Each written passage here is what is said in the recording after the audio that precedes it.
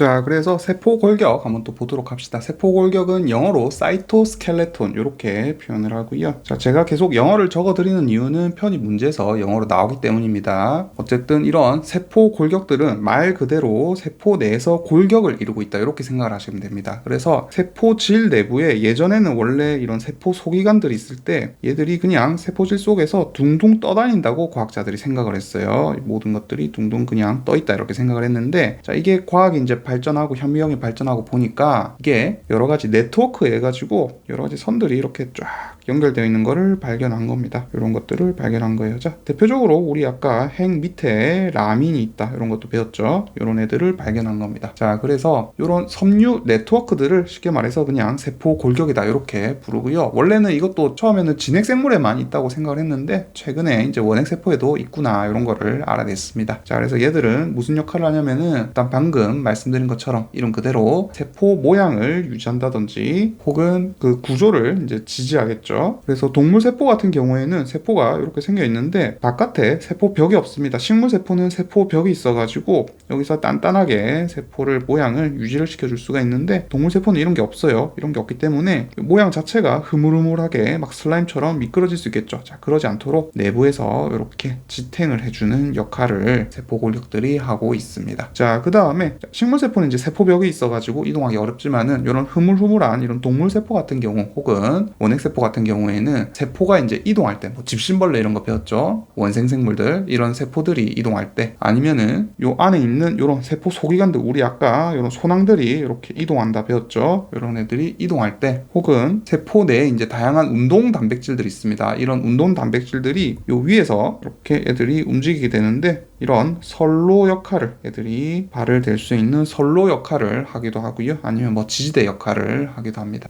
자, 그래서 저거 보면은 세포 이동 혹은 세포 소기관의 이동, 이거 무슨 차이인지 알겠죠? 세포가 이런 식으로 흐물흐물하면서 안에 세포 골격들이 이렇게 싹 몰리면서 애들이 싹 이동을 하게 되는 겁니다. 이게 세포의 이동이고요. 자, 그 다음에 세포 소기관의 이동은 아까 봤듯이 이런 소기관들이 이동을 하는 걸 말하는 거예요. 자, 그 다음에 이런 운동 단백질의 선로 역할, 이런 기능을 하게 됩니다. 특히 이런 여기서 지금 만들어지면 얘들이 이제 세포 표면으로 이렇게 이동할 수가 있겠죠. 자, 그래서 이런 애들은 이제 분비 소낭이라고 이름을 부르는데 밖으로 분비시키기 때문에 이런 분비 소낭들이 세포 바깥으로 이렇게 분비하는 기전에 또 중요한 역할을 하기도 합니다. 그래서 크게 이런 세포 골격은 미세 소관, 자, 그다음에 미세 섬유, 우리 앞에서 잠깐 봤던 중간 섬유, 이렇게 세 가지로 동물 세포에서는 일단 나눌 수가 있습니다. 자, 각각 이제 조금 자세하게 알아보도록 할게요. 먼저 미세 소관부터 보도록 하겠습니다. 그래서 미세 소관 같은 경우에는 마이크로 튜블 이렇게 부르고요. 튜블린 중합체로 이루어져 있습니다. 자, 알파 소단위체하고 베타 소단위체 이 두 개가 계속 이런 식으로 알파 베타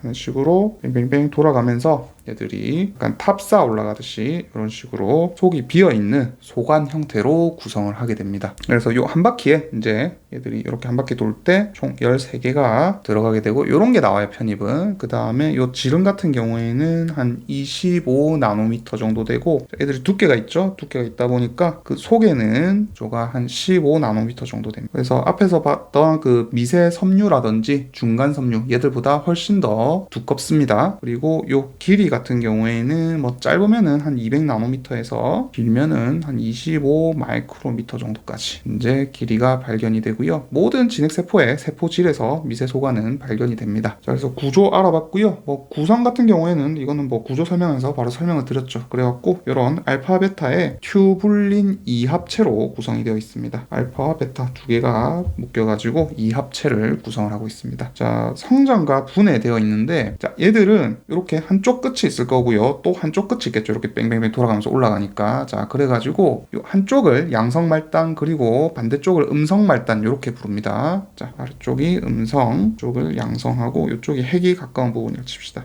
보통 핵 기준으로 해가지고 핵 쪽을 음성, 그 다음 핵 바깥쪽을 양성 이렇게 일반적으로 표현을 합니다. 이때 요 튜블린 이합체가 얘들은 이제 중합되거나 없어질 때 이합체 단위로 얘들이 붙거나 혹은 떨어지거나 하게 되는데 얘들이 속도가 달라요. 양성 말단과 음성 말단에서는 그 속도가 다릅니다. 그리고 이렇게 떨어진 애들은 나중에 또 재사용돼요. 분해되는 게 아니라 다른 미세소관에서 재사용되기도 하고 또 다시 이쪽에 붙기도 하고 이런 식으로 일어나게 됩니다. 자, 그랬을 때 양성 말단 같은 경우 경우에는 자, 이 음성 말단보다 붙거나 떨어지는 속도가 훨씬 더 빠른 쪽입니다. 그래서 만약에 빨리 붙이면은 길이가 길어질 거고요. 분해가 빨라지면은 길이가 오히려 짧아지겠죠. 자, 여기도 마찬가지로 일어나는데 여기는 속도가 느린 거예요. 자, 그래서 이렇게 되는 이유가 뭐냐면은 사실 이렇게 그렸는데 자, 알파 베타 이렇게 올라가죠. 알파 베타 올라가면서 자, 양성 말단 같은 경우에는 끝에 베타 튜블린이 노출이 돼 있어요. 자, 알파, 베타 이래가지고 끝쪽이 베타 튜블린이 노출이 되어 있습니다. 그래서 베타 튜블린이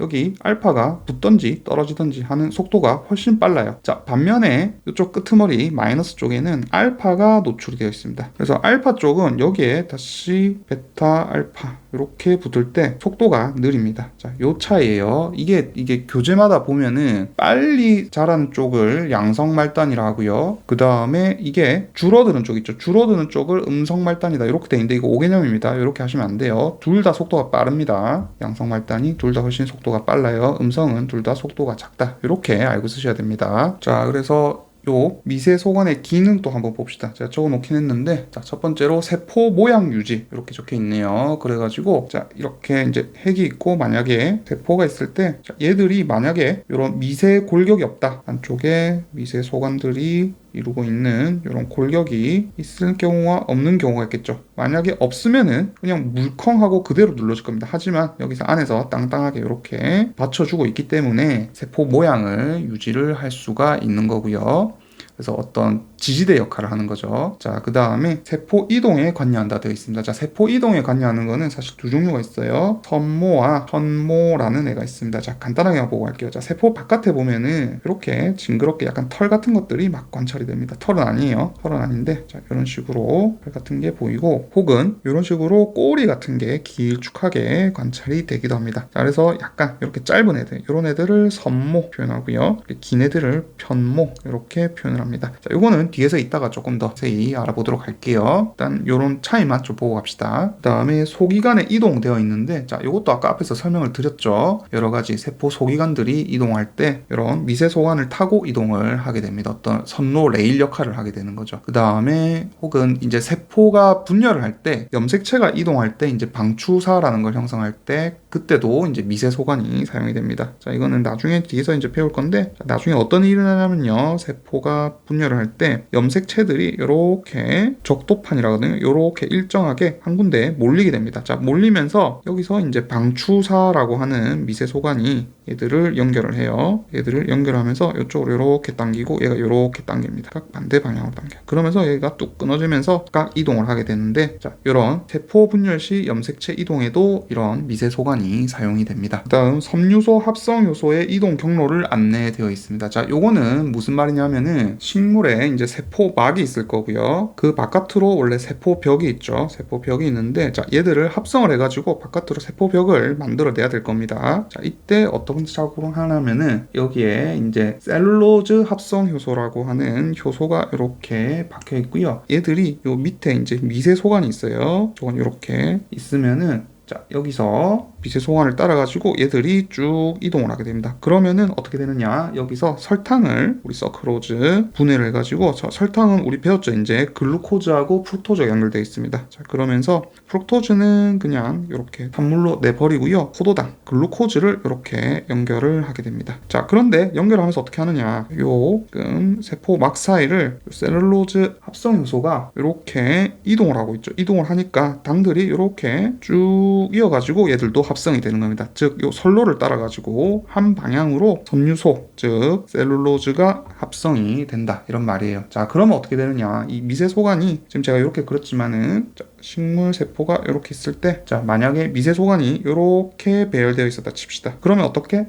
우리 식물 세포 같은 경우에도 지금 세포벽이 이 방향을 따라가지고 이렇게 형성이 되겠죠. 바깥으로 세포벽들이 쌓이게 될 겁니다. 자, 그러면은 식물이 자랄 때 어떻게 되느냐, 안에 액포가 있어가지고 팽창을 하게 되면은 위로는 이렇게 길이 성장은 하기가 좋겠죠. 위아래로 길이 성장하기 좋지만은 양옆으로는 지금 세포벽이 이렇게 막고 있습니다. 막고 있어가지고 팽창하기가 어렵겠죠. 그래서 식물세포가 주로 부피 성장보다는 길이 생장을 하게 되는 겁니다. 요 얘기예요, 이게. 자, 그 다음 형성 중심부라는 게 있습니다. 자, 요게 이제 MTOC 이렇게 적는데 이름만 한번 보고 갑시다. 이게 뭐냐면은 이 미세 소관이 만들어질 때, 자, 요쪽에 끝에 마이너스 말단 요쪽 끝에 이제 MTOC라는 게 있고, 여기서부터 시작해가지고 바깥쪽으로 가면 플러스라 했죠. 그러니까 위쪽으로 더 빨리 자라기 때문에 점점 미세 소관이 위로 길어지게 됩니다. 자, 이때 이런 미세 소관이 시작되는 위치, 여기를 이제 기능적으로 형성 중심부 이렇게 부르게 됩니다. 그래서 어떤 구조의 의미가 아니에요. 형성 중심부는. 그래서 보통 핵 근처에 이렇게 위치해 있어가지고 이렇게 이제 자라겠죠. 핵 근처에 보통 위치해 있고, 자, 그 다음에 중심체라는 말이 나옵니다. 자, 요거는 이제 구조의 이름이에요. 얘가 동물세포에서 미세소관 합성기관으로 간주된다 되어 있는데, 자, 동물세포는 이제 중심체라고 하는 애들을 가지고 있습니다. 자, 밑에 그림 한번 볼게요. 자, 보시면은 센트로좀 돼 있죠. 이게 영어로 지금 중심체가 영어로 썼을 때 센트로좀입니다. 이렇게 노란 동그라미 있죠. 이게 중심체고요. 자, 그 안에 보면은 지금 센트리올즈라고 하는 중심립이 두 개가 보입니다. 한 쌍이 있어요. 실제로 지금 이게 진짜 사진 찍은 건데 실제로 이렇게 생겼습니다.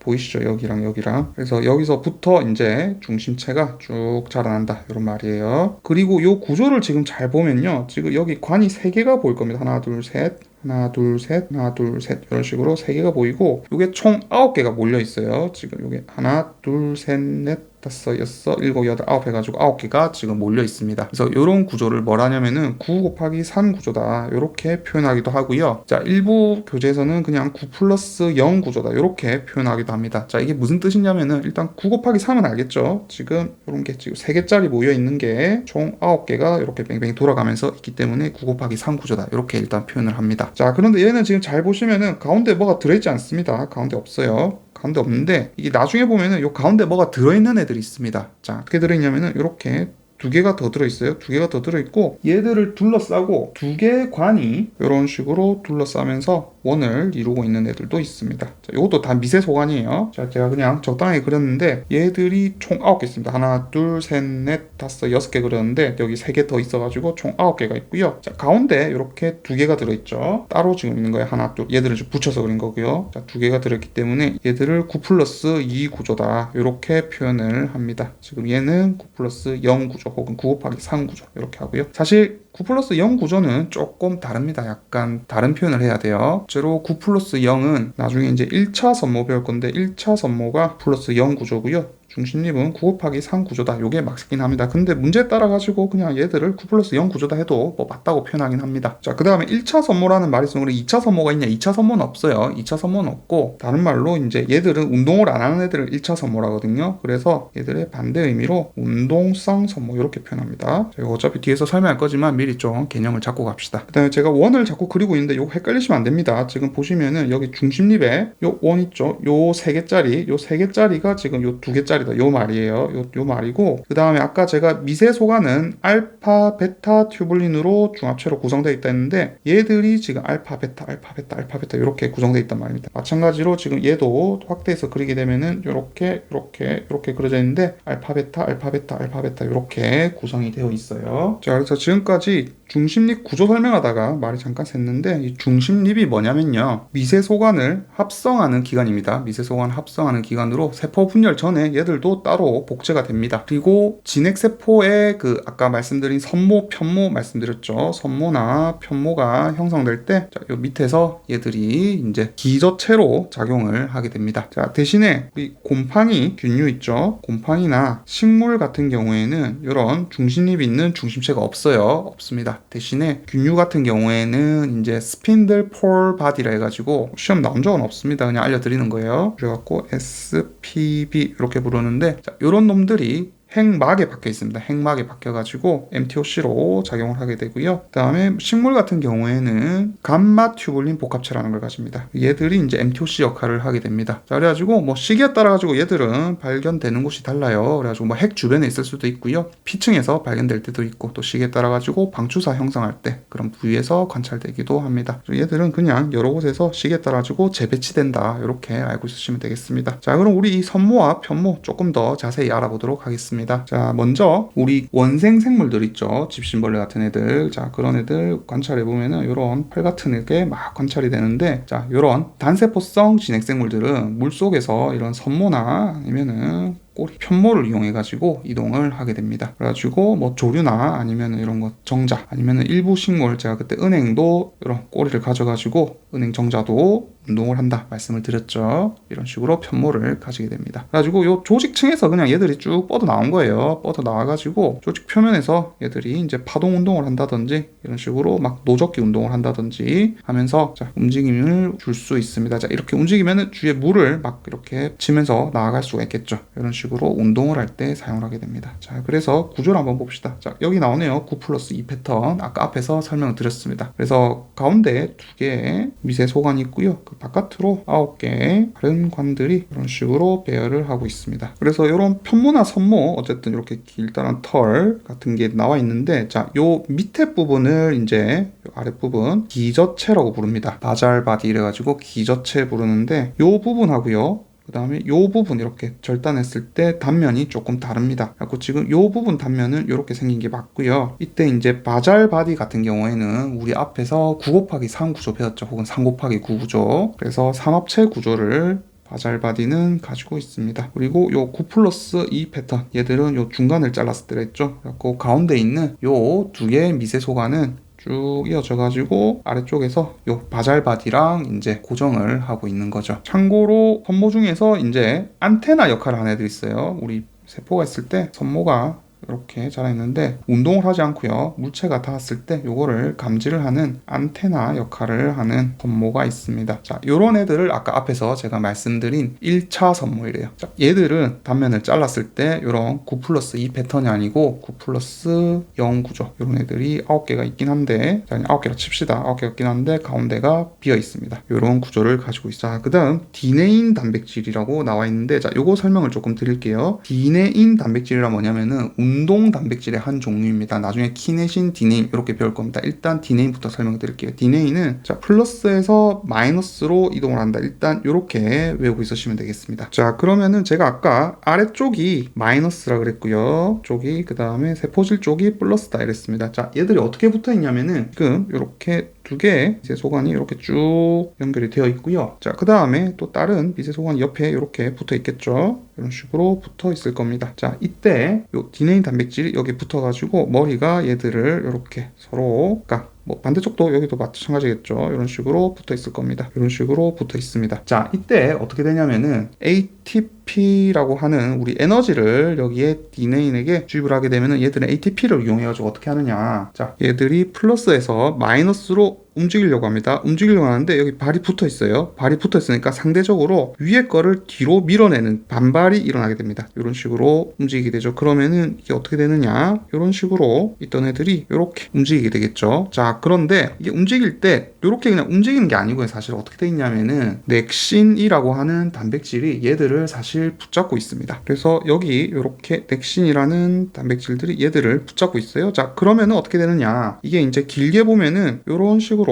휘게 됩니다. 무슨 말인지 아셨죠? 안쪽으로 휘게 돼요. 얘들이 이쪽은 고정된 상태로 이쪽이 올라가니까 이렇게 휘게 되는 거예요. 자, 그리고 얘들이 이제 붙잡혀 있으니까 이렇게 휘었다가 탄성해 가지고 다시 반대로 이렇게 휘어질 수가 있겠죠. 자, 이런 식으로 운동이 일어나게 됩니다. 그래서 사실 요거를 지금 제가 설명한 거예요. 디네인 하면서 요 과정을 설명을 드렸던 거고요. 자, 선모, 편모 되어 있는데, 자, 선모 같은 경우에는 지금 길이가 아까 짧다고 말씀을 드렸죠. 그래가지고 지름은 한 0.25 마이크로미터 정도 되고요. 대신에 길이가 한 2에서 20 마이크로미터 정도 됩니다. 짧죠. 다만 선모 중에 1차 선모, 프라이머리 실리엄이라는 애들이 있는데, 자, 얘들은 비운동성이라 디네인이 없습니다. 그 다음 편모 같은 경우에는 지름은 비슷해요. 지름은 거의 비슷한데 길이가 훨씬 길죠. 그래가지고 한 10에서 200 마이크로미터 정도, 10배 가까이 엄청 깁니다. 그래서 운동 같은 경우에 선모는 아까 다 설명을 드렸어요. 선모 같은 경우에는 노젓기 운동을 한다 했죠. 그래서 얘들이 어디 주로 잘 발달되어 있냐면 사람 몸에서는 여성의 수란관이라는 곳이다. 자궁이 있고요. 자, 자궁이 있고 그 옆에 이렇게 수란관이라는 곳이 있습니다. 자, 이 부분인데 남자가 여기서부터 이제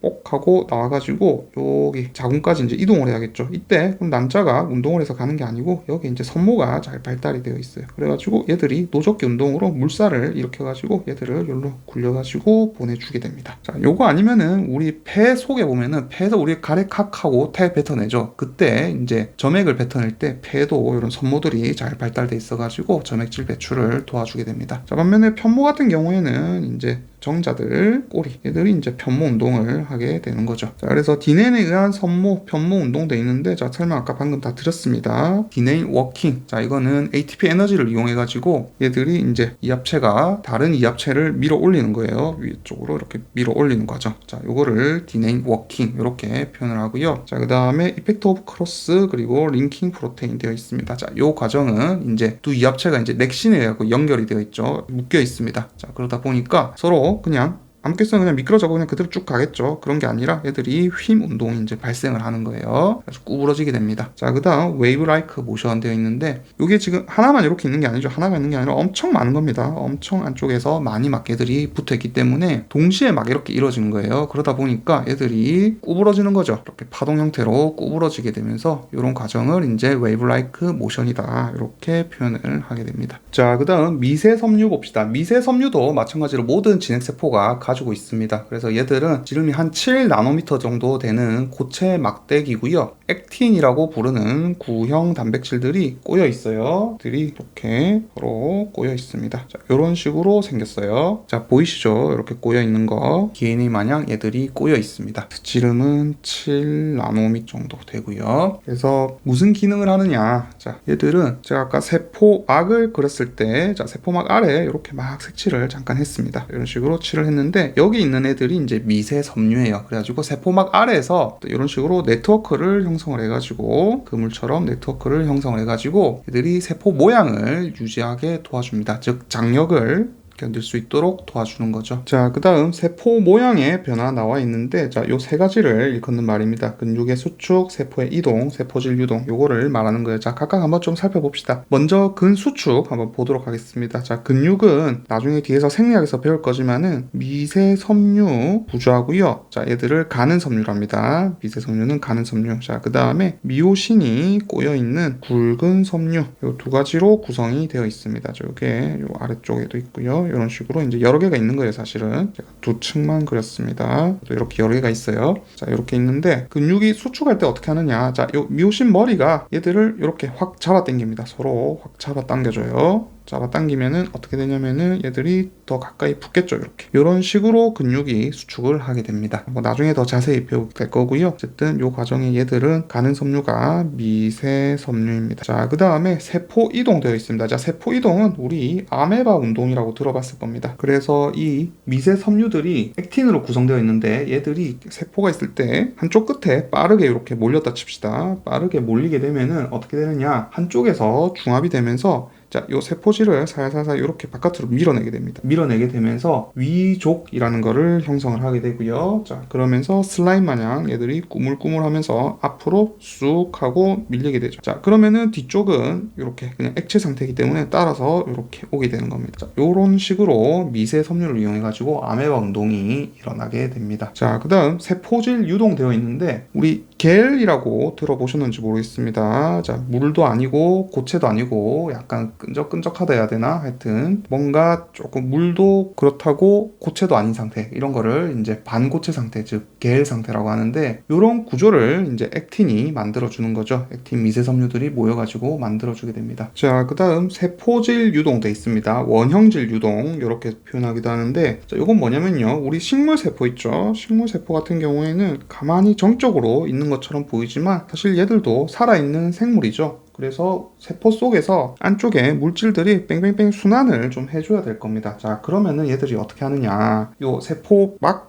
근초로 해가지고 이렇게 미세 섬유가 이렇게 선로처럼 나와 있고요. 거기에 다시 미오신 즉 운동 단백질이 붙어 있습니다. 자, 운동 단백질이 여러 개가 이제 막 붙어 있겠죠. 붙어 있는데 끝에 뭐 여러 가지 소낭이나 뭐 ER 같은 세포 소기관들을 데리고 이동을 합니다. 자, 그러면은 식물 세포는 사실 안에 에코가 제일 크게 큼직하게 거의 대부분을 차지하고 있어요. 가지고 남은 부분에 얘들이 이제 움직이게 되면은 물이 생각보다 작기 때문에 요 움직임만으로도 안쪽에 물의 흐름이 발생을 하게 됩니다. 자, 그렇기 때문에 원래 식물세포는 확산으로 주로 물질 교환을 하지만 이것만으로 너무 느리기 때문에 이런 식으로 세포질 유동 혹은 원형질 유동을 일으켜가지고 물질 교환의 효율을 이렇게 움직여가지고 높이게 되는 겁니다. 자, 그 다음 미세 육모 형성되어 있는데 이거는 우리 소장 상피 세포를 보게 되면요. 자, 이런 식으로 세포가 생겨 있습니다. 자, 그래서 원래 이런 식으로 생긴 애들보다 지금 안으로 움푹 들어가 있죠. 그러다 보니까 지금 얘보다 상대적으로 표면적이 더 커졌습니다. 그러면은 우리가 음식물을 먹고 얘들을 흡수할 때 훨씬 더 넓은 표면적으로 흡수를 할 수 있겠죠. 그래서 요 속에 지금 얘들이 기둥 형태로 이렇게 서 있는데 요 속에서 이제 미세 섬유가 등으로 요 구조를 단단하게 유지시켜 줄 수 있다. 이런 내용이고요. 자, 그 다음에 동물 세포에 세포질 분열되어 있습니다. 자, 요거는 이런 식으로 세포가 이렇게 있을 때 얘들이 나중에 쪼개지면 이런 식으로 움푹 패이는 형태로 쪼개지게 됩니다. 자, 이때 여기 이제 수축환이라는 거를 형성을 하게 됩니다. 자, 이때 요 수축환을 형성하는 요게 이제 미세 섬유고요. 이때도 역시나 액틴하고 액틴 미세 섬유하고 미오신이 작용하게 되는데 이때 미오신을 미오신2 이렇게 부르기도 합니다. 자, 그 다음 막 하부 골격 구조 유지했는데 자, 요거는 그러니까 요거랑 거의 같은 얘기입니다. 그 막 아래에서 지금 세포 골격을 유지를 하기도 하면서 애들이 장력을 유지할 수 있도록 도와주고 있는 거죠. 자, 그 다음 이어가지고 중간 섬유 또 보도록 하겠습니다. 자, 중간 섬유 같은 경우에는 주로 다세포 생물에 이제 존재를 하고 있습니다. 그래서 얘들은 미세 섬유하고 미세 소관의 중간 정도 크기를 가지고 있는 강한 필라멘트로 지름은 한 8에서 12 나노미터 정도 됩니다. 그래서 중간 섬유는 이제 케라틴이 주 성분이에요. 앞에서 잠깐 설명을 드렸죠. 중간 섬유의 케라틴이 1번하고 2번이었고요. 참고로 아까 핵 밑에 있던 라민은 5번이었습니다. 자, 요 정도는 익혀두세요. 참고로 우리 몸 바깥에 있는 피부 세포 있죠. 피부 세포들은 대부분 죽은 세포입니다. 바깥에 있는 세포들은 다 죽은 세포. 그래서 우리 떼 벗긴다 하죠. 다 죽은 세포고 걔들은 대부분 케라틴 단백질로 가득 차 있어요. 자, 뭐 이 정도 상식으로 좀 알아두시면 좋을 것 같고 자, 그다음 관련 질병 나와 있는데 케라틴 유전자의 돌연변이가 일어나면은 피부가 그래서 막 벗겨지게 됩니다. 그래서 단순 수포성 표피 박리증이라고 하는 질병이 있습니다. 질병이 나타나게 되고요. 뭐 시험 나올 만한 내용은 아닌 것 같아요. 자, 그 다음에 뭐 중간 섬유의 기능 봅시다. 기능은 좀 많아요. 그래서 일단 역시나 다른 애들처럼 세포 모양을 유지하고요. 그 다음에 여러 세포 소기관들이 이제 세포 내 위치를 또 고정을 시켜줄 수 있습니다. 세포 소기관의 위치를 고정시켜줍니다. 자, 글씨 못 쓴다고 뭐라 하지 마세요. 유료 회원들은 제가 요거 다 필기로 제공하고 있습니다. 그 다음에 세 번째로는 요 라민 이런 것처럼 이제 핵막 하층에서 얘들을 지지하고 있고요. 자, 그 다음 네 번째로 우리 신경세포를 제가 잠깐 그려볼게요. 앞에서도 그려본 적이 있는데 이런 식으로 신경세포가 생겼습니다. 이런 식으로 신경세포가 있고 이렇게 길쭉한 부위가 있고요. 끝에 이런 부위가 있습니다. 자, 이랬을 때 이런 식으로 이제 튀어나와 있는 부위 여기가 이제 핵이 있고 신경을 보통 받아들이는 부위죠. 자, 이 부위를 보통 수상돌기 이렇게 말합니다. 덴드라이트 이렇게 표현하기도 하고요. 저 주변에 이제 여러 갈래로 이렇게 뻗어 있습니다. 자, 이런 부위가 있고 그 다음에 길쭉하게 하나 나와 있는 부위가 있어요. 자, 여기를 엑손 즉 축삭이라고 합니다. 그래서 이 부위가 길이가 굉장히 길어요. 한 수 센치에서 한 1m까지 막 자라게 합니다. 길이목이 있는 건 엄청 길거든요. 자, 이렇게 있는데 보통 이쪽으로 이제 신호를 전달을 하게 되죠. 자, 그랬을 때 여기 축삭은 이렇게 길쭉하게 생겨 있기 때문에 얘들이 쉽게 막 늘어나거나 끊어지거나 이러면 안 되겠죠. 그래서 요 속에 이제 중간 섬유가 많이 들어 있습니다. 중간 섬유가 이 신경세포의 축삭의 형태를 유지하고 있어요. 그래서 축삭 형태를 유지한다. 이렇게 알고 있으시면 되겠고 수상돌기 같은 경우에는 참고로 미세 소관하고 액틴이 조금 더 비중이 큽니다. 그 다음에 아까 우리 앞에서 근육세포 잠깐 보고 왔는데 이 근육세포에도 근절이라는 게 있습니다. 그래가지고 데스민이라고 하는 미세 섬유 얘들이 근절에 Z선을 연결하고 있어요. 그래서 제가 아까 가는 섬유, 굵은 섬유 잠깐 그렸던 거 기억나시죠? 자, 이런 식으로 대충 그릴게요. 자, 이런 식으로 그렸는데 얘들이 이렇게만 있는 게 아니고 사실 이쪽에 이제 Z선이라고 하는 거를 가지고 있습니다. 이런 거를 가지고 있어요. 그래서 여기 이제 Z선 이런 애들을 가지고 있고요. 요거 다시 가는 섬유입니다. 가는 섬유를 이렇게 가지고 있고 반대로 그냥 이렇게 굵은 섬유도 있겠죠. 요 부위에 데스민이라고 하는 중간 섬유가 있습니다. 그래가지고 여기서 이제 데스민이 막 이렇게 나와가지고 핵을 이렇게 감싸고 있는다든지, 아니면 또 반대쪽에도 이렇게 있겠죠. 자, 얘들이 지금 다시 데스민이 막 나와가지고 미토콘드리아를 고정을 시키고 있다든지, 혹은 옆에 있는 다른, 이걸 이제 근원 섬유라고 하는데, 다른 근원 섬유와 막 이렇게 연결되어 있기도 합니다. 여기 다발로 보면 이렇게 보이겠죠. 그래서 얘들과 이렇게 연결이 되어 있다, 이런 말이에요. 자, 그 다음에 데스모조움이라는 놈이 있습니다. 데스모조움 뭐냐면, 이건 뒤에서 배울 건데, 세포들이 이렇게 붙어 있을 때요, 서로 포들이 있을 때 얘들도 뭔가 붙잡고 있지 않으면은 자기들끼리 흐느적흐느적하면서 막 미끄러질 수도 있겠죠. 그래서 얘들을 붙잡고 있는 애들이 있습니다. 이런 식으로 데스모좀이라고 하는 놈들이 이런 결합 구조로서 조직들이 서로 찢어지지 않도록 붙잡고 있는 거예요. 꽉 아구를 물려가지고 붙잡고 있습니다. 이때 이제 요 데스모좀 내부에 있는 요쪽, 여기가 중간 섬유예요. 그래서 세포들이 서로 이렇게 딱 잡아당길 때 요 중간 섬유에 의해 가지고 이 힘이 세포 전체로 이제 분산될 수 있도록 쫙 도와주는 거죠. 그래서 중간 섬유는 뭐 요 정도 일단 알고 있으시면 될 것 같습니다. 자, 그 다음 이어가지고 또 보도록 하겠습니다. 이번에 세포 구조 한번 살펴보도록 할게요. 거의 다 왔습니다. 자, 이제 세포벽 드디어 나오네요. 자, 세포벽 같은 경우는 앞에서 뭐 잠깐 보고 왔죠. 뭐 세균 같은 경우에는 펩티도글리칸, 고세균은 슈도펩티도글리칸, 식물은 셀룰로스, 그 다음에 균류는 키틴의 세포벽을 가지고 있다, 앞에서 다 설명했기 때문에 안 적고 넘어가겠습니다. 자, 그래서 먼저 식물의 세포벽부터 볼게요. 자, 식물의 세포의 구성 성분은 앞에서 다 했습니다. 셀룰로스, 얘들은 아까 세포막에서 생성되는 것도 보여드렸죠. 자, 그 다음에 팩틴은 골지체에서 생성이 되었습니다. 앞에서 설명드린 내용입니다. 자, 그 다음에 뭐 기능 같은 경우에는 이제 세포막이 있으면 그 바깥으로 세포벽이 있기 때문에 식물 세포를 보호하는 기능이 제일 크겠죠. 보호하고 밖에서 감싸고 있기 때문에 식물 세포의 형태를 유지할 수가 있을 겁니다. 그 다음에 아까 잠깐 보여드렸지만은 부피가 확대되는 거를 세포벽이 막고 있었죠.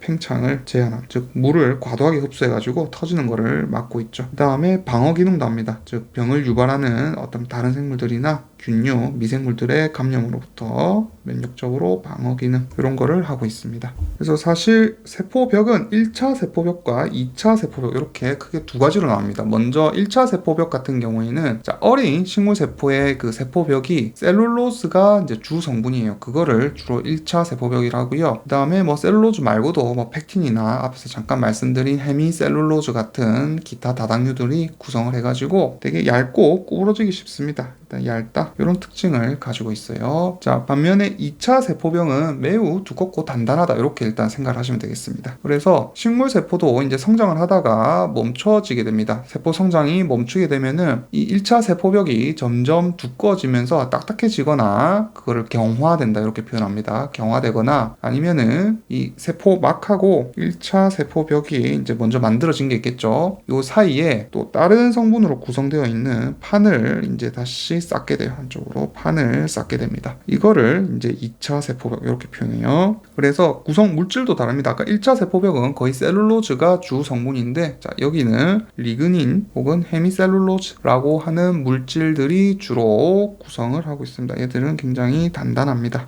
그리고 이런 식으로 세포가 있을 때요. 자, 식물 세포들도 서로 이렇게 마주보고 있겠죠. 마주보고 있는데, 자, 바깥쪽이 1차 세포벽입니다. 요 사이에 이제 라멜라라고 하는 팩틴이 많이 들어있는 끈적한 다당류가 있어요. 틴이 주성분인 중간 라멜라라고 하는 팩틴, 끈적끈적한 팩틴이 들어있는 다당류의 중간 라멜라라고 하는 물질들이 이 사이에 끼어져 있습니다. 그래서 끈적끈적하다 보니까 이런 서로 세포벽 바깥으로 분비돼가지고 다른 세포들을 딱하게 붙여줄 수가 있는 거죠. 자, 그래서 미세소관에 역할되어 있는데, 자, 요거는 아까 앞에서 설명드린 겁니다. 자, 제가 세포벽 구성될 때 셀룰로즈 합성 요소가 있고, 요 밑에 미세소관을 따라가지고 얘들이 이동을 한다 했죠. 그러면서 당들을 이렇게 쳐가지고 세포벽을 만든다 했습니다. 이때 설탕이 들어가고요, 프룩토즈가 나오고요, 나머지 포도당은 연결시켜서 셀룰로즈를 만들게 됩니다. 자, 그 다음에 원형질 연락사라는 게 있습니다. 자, 요거는 뭐냐면은 식물 세포벽 사이에 있는 통로라, 이렇게 생각을 하시면 되겠어요. 그래가지고 이렇게 세포가 있을 때요, 식물 세포가 있을 때, 자, 식물 세포들은 원래 지금 세포 이렇게 벽을 가지고 있죠. 서로 세포벽을 가지고 있는데 얘들이 사실 어느 정도 연결이 되어 있는 거예요. 연결이 되어 있어요. 나중에 뒤에서 세포 연접에서 조금 다시 설명을 할 겁니다. 그래서 식물 세포벽 사이에 있는 통로다 이렇게 생각을 하고 있으시면 되겠습니다. 그래가지고 요 식물 그 세포막들이 서로 연결이 되어 있는 거예요. 이런 식으로 세포막이 이렇게 연결되어 있어가지고 요 통로를 통해 가지고 뭐 단백질이나 RNA 같은 작은 분자들이 왔다 갔다 할 수 있습니다. 자, 그다음 동물 세포의 세포 외 기질 ECM이라고 하는데 요거 한번 보도록 합시다. 자, 먼저 구성은 뭘로 되어 있냐면은 지금 밑에 나와 있는 콜라겐이나 프로테오글리칸 뭐 이런 당 단백질들로 구성이 되어 있습니다. 그래서 한번 좀 살펴볼게요. 먼저 콜라겐은 자, 세포 바깥에서 되게 강한 섬유 조직을 형성합니다. 자, 구조는 뭐 심화하면서 잠깐 살펴보도록 하고요. 자, 중요한 점은 얘들은 합성될 때 비타민 C가 필요로 합니다. 요거는 시험에 좀 잘 나오니까 외워두고 있으면 좋을 것 같습니다. 자, 그 다음에 프로테오글리칸 얘도 구조는 나중에 뭐 심화하면서 잠깐 살펴보고요. 특징은 이제 압축에 대한 저항성을 얘들은 제공을 합니다. 그래서 어떤 핵심 단백질, 그냥 이름이 핵심 단백질 코어 프로테인이랍니다. 핵심 단백질이 있고 거기에 이제 그 탄수화물의 사슬이 공유 결합으로 이렇게 막 붙어 있습니다. 자, 그러다 보니까 당이 많죠. 탄수화물 사슬이라 당이 많습니다. 그러다 보니까 여기는 역시나 OH기가 많이 있을 거고요. 자, 그러면은 여기 어떤 일이 일어나냐면은 이제 물들이 여기에 잘 달라붙겠죠. 왜냐하면은 자, 요 당 이름까지 그냥 외워갑시다. 당 이름을 이제 글리코사미노 글리칸 줄여가지고 개그 그냥 이렇게 외웁시다. 개그라고 하는 당이 있는데 여기 OH가 있다 보니까 여기에 나트륨들이 잘 붙겠죠. 음전하를 띄고 있으니까 나트륨들이 잘 붙을 겁니다. 그러면은 요 나트륨으로 인해 가지고 물들이 유입돼 가지고 여기가 델타 마이너스 되죠. 여기에 또 붙으려고 할 겁니다. 그래서 여기는 약간 프로테오글리칸이 있으면은 끈적한 겔 같은 성향을 띠게 됩니다. 자, 그 다음 피브로넥틴 한번 봅시다. 자, 피브로넥틴은 자, 대충 그냥 이렇게 생겼다고 생각하시면 돼요. 이황화 결합으로 여기 두 개의 단백질이 연결되어 있는 구조다. 이렇게 생각을 하시면 되고, 자, 얘들은 역할이 콜라겐이랑 프로테오글리칸, 그 다음에 세포를 연결하는 접착 매개체다. 이렇게 생각하시면 되겠습니다. 그래서 세포가 있으면은 요 세포에 이제 인테그린이 이렇게 달려 있는데, 자, 요건 뒤에서 설명할게요. 자, 인테그린 할 때 이렇게 달려 있습니다. 자, 그러면은 여기에 지금 얘들이 달라붙는 거예요. 피브로넥틴이 달라붙게 되고 이 피브로넥틴 끝에 다시 콜라겐이 이렇게 달라붙어 있는 구조. 그래서 중간에 얘들이 접착 매개체로 작용을 하게 됩니다. 그리고 여기 지금 인테그린이 붙는 부위는 자, RGD라고 하는 도메인이 있습니다. 그래서 아르기닌, 글리신, 아스파르트산, 즉 이렇게 구성되어 있는 아미노산 사슬이 있는데 이쪽에 이제 인테그린이 붙는다. 이 정도는 조금 상식으로 알고 있으시면 좋을 것 같습니다. 자, 그다음 인테그린 봅시다. 인테그린은 자, 여기 지금 세포죠. 여기가 세포가 있는데 이 세포막을 이제 관통하고 있습니다. 그래서 지금 이렇게 제가 Y 형태로 그렸는데 Y라기보다는 두 개예요. 두 개로 알파와 베타의 각각 서로 다른 서브 유닛으로 이렇게 구성이 되어 있고요. 얘들은 세포질 쪽으로는 이제 미세 필라멘트랑 붙는 단백질하고 애들이 결합을 하고 있고, 그 다음에 바깥쪽으로는 이제 ECM이죠. 세포질 바뀌니까 ECM입니다. 세포 외 기질 이런 뜻이에요. 세포 바깥에 있는 기질들 이런 애들 다 ECM입니다.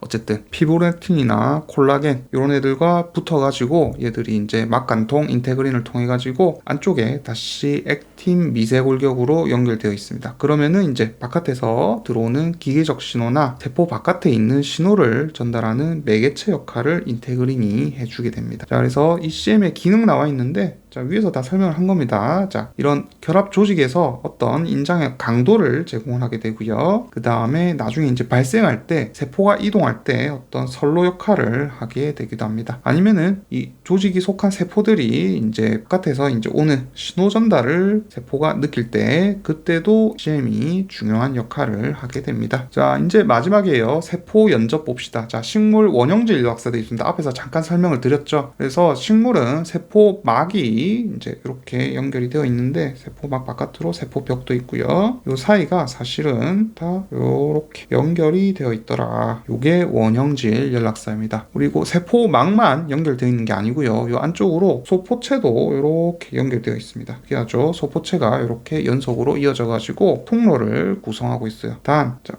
때 이 소포체가 쭉 이어진 건 아닙니다. 쭉 이어진 건 아니고 이런 식으로 또 다른 소포체가 이렇게 이어져 있고 이런 식으로 원형질 연락사 사이에는 제가 끼어 있습니다. 그래서 여기로 아까 앞에서도 설명드렸듯이 물이라든지 아니면은 뭐 작은 다른 물질들이 자유롭게 통과가 가능합니다. 그리고 뭐 단백질이나 좀 크기가 작은 단백질이나 RNA 같은 것들도 이동이 가능합니다. 자, 그래서 식물의 세포 연접은 원형질 연락사 요거 하나만 뭐 알고 있으시면 되겠고요. 자, 그 다음 동물 봅시다. 동물은 세 종류가 있어요. 밀착연접, 데스모종, 강근연접 이렇게 있습니다. 자, 그래서 먼저 밀착연접부터 봅시다. 타이트 정션 이렇게 표현하거든요. 자, 그래서 얘들은 인접한 세포들끼리 이제 막이 서로 막 붙어가지고 땅땅하게 이렇게 애들이 붙어 있는 상태. 요거를 밀착연접이라 합니다. 자, 그래서 되게 찰싹 붙어 있죠. 얘들 세포들이 찰싹 붙어 있기 때문에 물이 통과를 못해요. 물조차 통과를 못합니다. 세포 사이를. 그래서 주로 방수 역할을 하게 되죠. 고장 같은 곳에서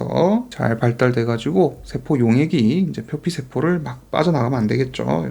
비집고 못 들어가도록 밀착연접이 잘 발달되어 있습니다. 자, 그 다음 데스모좀 되어 있는데, 자, 여기 데스모좀보다는 앵커링 정션 이렇게 좀 써주시는 게 좋을 것 같아요. 그래서 앵커링 정션의 종류 중에 이제 데스모좀이 있고요. 그 다음에 헤미 데스모좀도 있고 이렇습니다. 자, 그래서 데스모좀 같은 경우에는 앞에서 잠깐 배웠죠. 세포가 있을 때 이 세포들이 이렇게 데스모좀이 있으면은 이렇게 서로 깍지를 꽉 물려 끼고 있고 여기 이렇게 중간 섬유가 발달되어 있다 설명을 드렸습니다. 자, 그래서 이 중간 섬유는 이제 케라틴 성분일 거고요. 그리고 얘들이 데스모좀이 깍지를 낄 때 여기에 이제 칼슘이 필요합니다. 그래서 이 깍지를 끼고 있는 이 단백질들이 칼슘 의존성 결합 단백질이라 그래요. 그래가지고 접착 단백질인데 캐드헤린이라고 하는 계열의 접착 단백질을 사용합니다. 캐드의 캐가 칼슘 이런 뜻입니다. 자, 그 다음에 제가 앵커링 정션이라 한 이유는 요게 옆에 세포끼리 붙어있는 애들을 데스모좀이라 하고요. 자, 그 다음에 이 세포랑 기저막이랑 연결되어 있는 놈들도 있습니다. 얘들은 헤미 데스모좀 이렇게 불러요. 이게 캠벨은 안 나오는데 어차피 여러분들 시험 보려면은 알고 있어야 됩니다. 그래서 바닥 부위 이쪽이랑 연결되어 있는 애들은 헤미 데스모좀이다. 그리고 세포끼리 연결한 애들은 그냥 데스모좀이다. 이렇게 보시면 좋을 것 같습니다. 특히 이 데스모좀이 잘 발달되어 있는 거는 근육에서 이제 근세포들끼리 서로 연결시킬 때 데스모좀이 잘 발달되어 있습니다. 자, 그 다음에 이 앵커링 정션이라 했는데 나중에 여러분들도 헷갈리는 게 부착 연접이라는 게 있어요. 따로 적을게요. 영어로 어드히션 정션 이렇게 부릅니다. 그래서 얘들은 옛날에는 이 데스모좀하고 그냥 혼용해가지고 부착견접이라는 말을 썼어요. 자, 그런데 얘들은 기능이 좀 다릅니다. 특징은 얘들도 마찬가지로 지금 데스모좀과 마찬가지로 캐드헤린 계열의 단백질을 사용을 해요. 하지만 서로 다른 종류의 캐드헤린을 사용합니다. 그래서 얘들은 어디에 쓰이냐면은 어떤 세포 형태 조절이나 아니면 조직이 수축할 때, 그 다음에 발생할 때 이제 세포 이동할 때 이럴 때 사용하게 됩니다. 자, 요거는 나중에 심화 과정에서 조금 더 자세히 배우도록 할게요. 어쨌든 조금 구분은 하시는 게 좋습니다. 옛날에는 혼용해서 썼는데 지금은 구분하는 게 맞습니다.